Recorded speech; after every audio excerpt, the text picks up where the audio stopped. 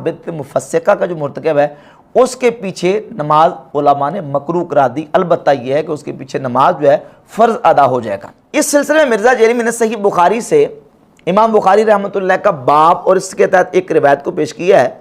पहले तो ये कहा कि इमाम बुखारी ने सही बुखारी में बाब बांधा है कि बिदअती के पीछे नमाज पढ़ने का हुक्म। हालांकि बाब का उन्वान है बाबु इमामतिल मफ्तूनी वल मुब्तदे।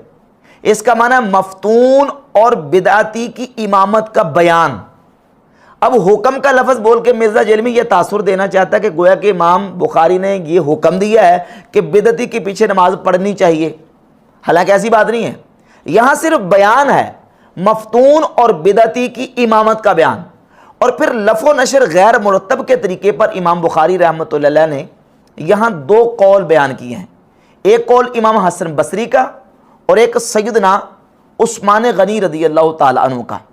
लफ़ो नशर गैर मुरतब इस एतबार से दो चीज़ें हैं, मफ्तून की इमामत और बिदअती की इमामत।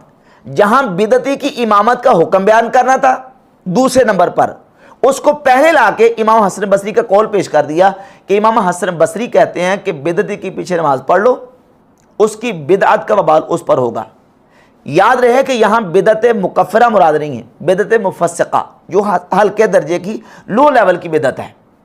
जो बिदअत मुकफ़रा है उसके पीछे तो नमाज सिरे से होती नहीं, बातिल है। इस पर तो उम्मत का इजमा है, आइमा मुहद्दिसीन और उम्मत के फ़ुक़हा का। इमाम बुखारी रहमतुल्लाह का फतवा मौजूद है खल्क़ व अफ़आलिल इबाद में। वो कहते हैं कि जो बिदअत मुकफ़रा वाला राफ़ज़ी है, दुश्मनाने सहाबा और गुस्ताखे सहाबा, उसके पीछे नमाज पढ़ना और यहूदो नसारा के पीछे नमाज पढ़ना मैं बराबर समझता हूँ। अब इमाम हसन बसरी का फतवा गुजर गया और ये फतवा है जो कि एक ओपिनियन था इमाम हसन बसरी का, जिसको मिर्ज़ा कहता है ये तुम्हारे मामू हैं, मामुओं के फतवे हैं।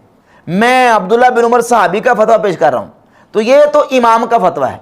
अब रह गई बात अगली रिवायत नंबर 695 की सैयदना हज़रत उस्मान गनी रज़ी अल्लाह अन्हु के हवाले से, जो इमाम बुखारी ने रिवायत नकल की है। कहता जी कि ज़मीन व आसमान की मखलूक मिल के भी इसको ज़ईफ़ साबित नहीं कर सकती, ज़ईफ़ साबित करें। जबकि इस रिवायत के अंदर इमाम ज़ुहरी मुदल्लिस हैं, तबका सालिसा तीसरे तबके के, और अन के साथ रिवायत कर रहे हैं। दावा देखें कितना बड़ा है कि ज़मीन व आसमान की मखलूक मिल के इसको ज़ईफ़ साबित करें।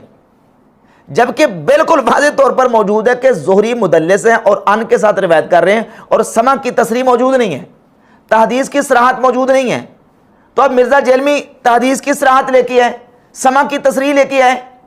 ज़मीन व आसमान की मखलूक तो मिलना बाद की बात है, मैं अभी आपके सामने साबित कर रहा हूँ कि समा की तसरीह नहीं है। समा की तसरीह लेके आओ, जहाँ से तुम समा की तसरीह लेके आओगे वहाँ से इस रिवायत का मजमून बिल्कुल वाज़ेह हो जाएगा।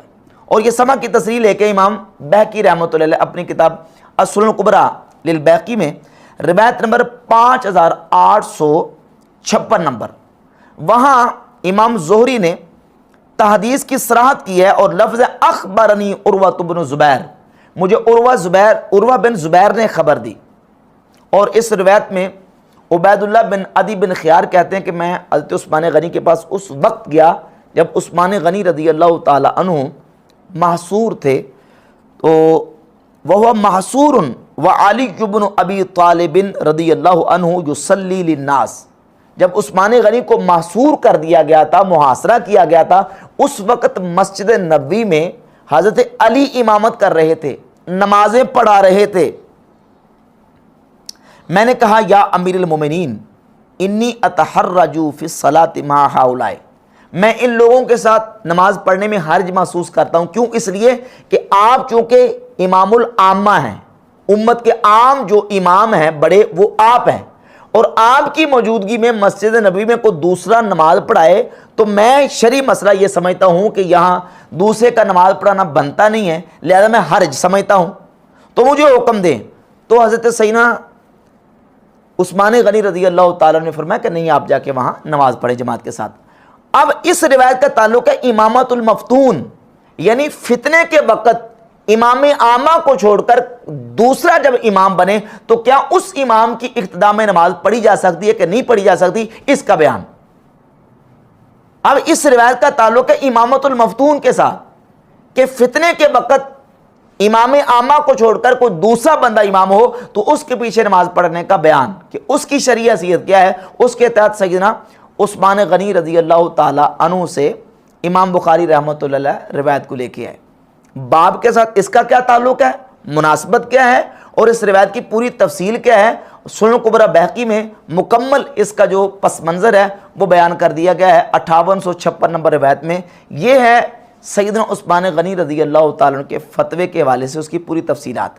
تو بحمد تعالیٰ میں نے جو چیلنج کیا تھا مرزا جیلمی کو، اس چیلنج کی تلوار ابھی تک مرزا جیلمی کے سر کے اوپر لٹک رہی ہے۔ مرزا جیلمی اس کا جواب دے۔